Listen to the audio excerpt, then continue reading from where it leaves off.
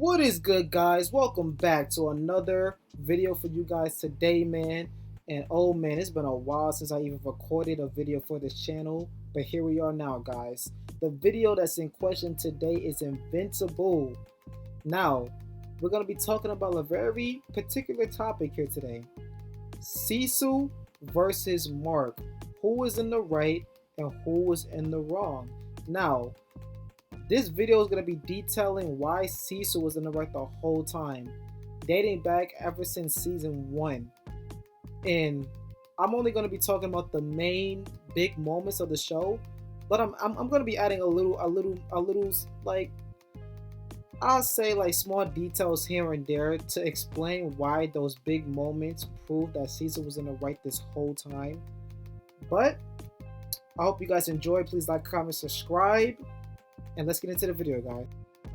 Now, if we take a look at season 1, episode 8 of Invincible, we can see that Mark has to finally face his dad for all the evil and messed up things that he's done throughout the city, right? This is the part in the show where it's like, Mark's not gonna really win. He can't really do anything against Omni-Man, but Mark's gonna at least try to put in some damage, to put in that work, right? And so I'm looking at this fight, right? Each scene that I'm looking at, Mark's not doing an ounce bit of damage. Like, I know Omni-Man has light years ahead of Mark by centuries, right? But the fact that he couldn't damage him anywhere, like there wasn't no weak spot, there was nothing that he learned about his dad that could get him under his skin, nothing. It was like, this is hard to watch. And Cecil's just looking at this like, bro, we can't really do much. What can we do? Like, we got the sideboards that we got from Sinclair, but the student from campus that was literally trying to turn humans into these perfect machines, right? These robots. And that's not even doing anything to Omni-Man. He's a Viltrumite. Like, what are we gonna do, right? Like, humanity is at risk. Like, he's a whole alien that can literally destroy us by the blink of the snap of his fingers. Like, what are we gonna do, right? How can we turn the tide? Let's get the supervillains to work for us, right? We're able to take on these threats from other galaxies, right? From other planets that's trying to take over Earth. In Cecil's mind, he thinks this is a genius move, and they're repaying their debt to the world that they so helplessly need to, But of course, in Mark's mind, that just wasn't gonna happen, even though it saved them multiple times in the future. But we're gonna talk about that later. Okay, so in season 2 of episode 4, Mark has to leave the planet to go help another alien species with meteor showers, right? And since Mark has his earpiece in, Cecil is listening to everything that this alien is talking to Mark about. So Cecil says for Mark not to do it because his duty is on Earth, protecting the Earth's people. And Mark just wants to do what he wants to do. So he takes the earpiece out and he basically goes to help these aliens. So long story short, he gets to the planet. Turns out there's no meteor showers about to hit their planet. Omni-Man shows up and then Mark has to fight off a whole bunch of Viltrumites and almost end up dying. But the point of saying all of that is to say, Cecil was right.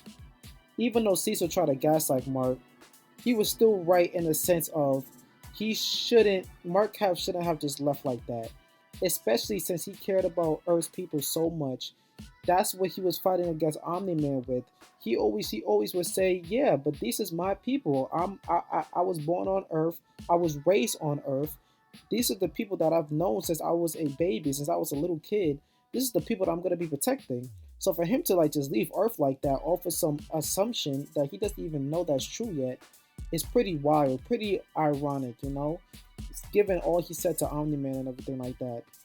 So yeah, man, that's just another example of like Mark is doing what he wants to do, and Mark is not really grasping the situation because listen. The alien lied to him at first. He disguised himself as Mark's favorite comic book character.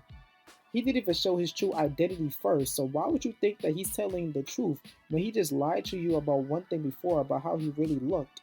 You see what I mean? It's like, I don't know if I could trust you again the second time. we gotta talk about the second to last episode of season 2 when Mark had to fight Anissa for the very first time, and Mark got done bad. I mean, like that, it was bad for him. He couldn't get a single hit in when it came to him actually having to fight her, and he made a lot of dumb decisions that I think that um later on he will look back on and be like, nah, that wasn't it. But the worst thing that he did was saying no to Cecil when Cecil told him to agree to Anissa's demands so that they can come up with a plan whenever she comes back later on. But Mark was too stubborn to let Cecil make that decision for him when Mark knew deep down that he couldn't beat her. And if Mark would have got killed by Anissa that day, Earth would have been doomed. So yeah, Mark just wasn't thinking things through. Like, I know the show is called Invincible, but they doing a lot to make him seem like he's really not invincible. And maybe that's the point, right? Maybe that's a journey of him becoming who he is now, who the hero he's supposed to be. But for right now, we are like the base form. Like we probably are like the bottom tier right now. Like, this is sad. But yeah, man, like I said, it just proves my point that Cecil was that Cecil was right. He was correct to have those countermeasures in place, just in case Invisible would have been gone that day. And yeah, we see it. We see that Cecil was right. Here we go, man. The last episode of season 2. We finally get to see Angstrom Levy, and he looks completely different. You know, when Mark sees him, he doesn't even recognize him. He thought that he perished, probably in that ablaze of glory from what happened. I think the first episode. But yeah, he never expected Angstrom to come back. He got his parents hostage. Mark tries to fight him. Angstrom sends Mark into a portal all the way to the Stone Age where the dinosaurs can talk now. And he keeps sending Mark through these different portals, and Mark is just getting washed. He can't seem to touch him. He's unstoppable right now. He's on top of the world. He's hurting the baby, and he's hurting Debbie, which is Mark's mom. You can't fathom this. So, Mark has to get their strength somewhere. So he takes him out the house finally. He starts pummeling him, and then Angstrom starts fighting back because he's been reborn, He's been back stronger than ever. So Mark just gets dusted throughout different dimensions and universes. Finally, Mark stops holding back. Finally knocks him unconscious, right, into a bloody pulp and literally splatters his brain. And yeah, man, we finally get to see a glimpse of Mark stop holding back and actually fight like a vulture might, you know? And this is a scary feeling because Mark might go all the way to the dark side if he's not too careful.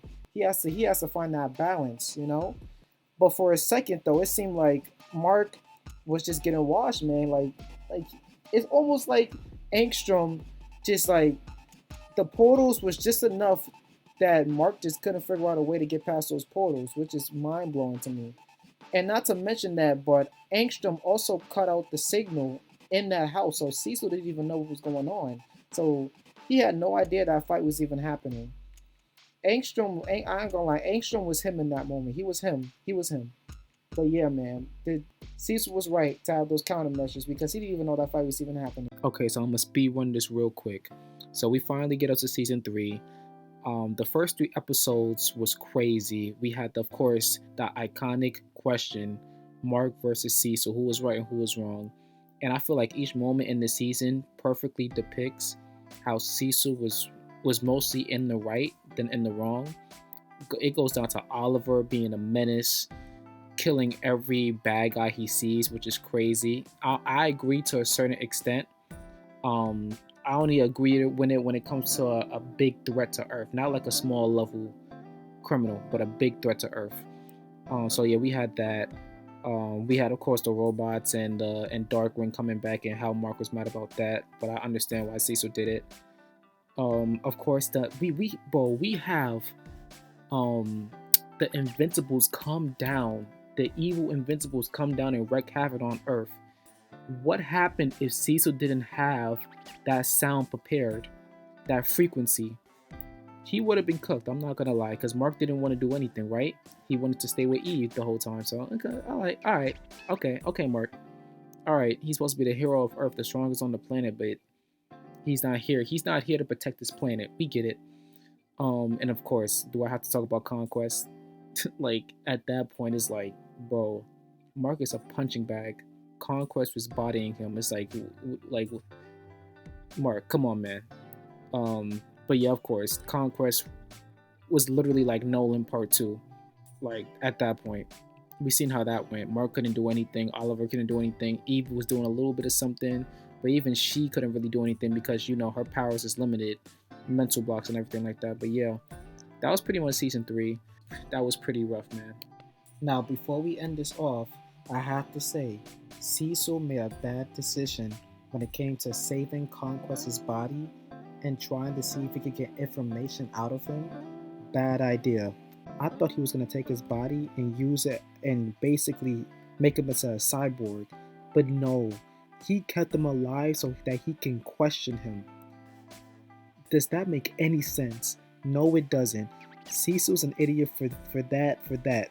He I don't know why he thought that he can talk sense into this man after what he just did to basically the humans on Earth. He could have done way more, but you know, like Mark needs to be that standard. He needed to be that punching bag just for a little bit longer, to see what he could do. Weigh out his options. Um, but yeah, Cecil's not gonna be able to take down Conquest, so I don't know why he wants to question him. Why he thinks that he can take charge on this when you should just burn the body if you wasn't gonna use it for anything useful. But yeah, that's pretty much it, man. Like, comment, subscribe. Let me know what you guys think about Invincible and what you guys think about my commentary on Invincible. And yeah, man, I'll see you guys for the next video. I'm out.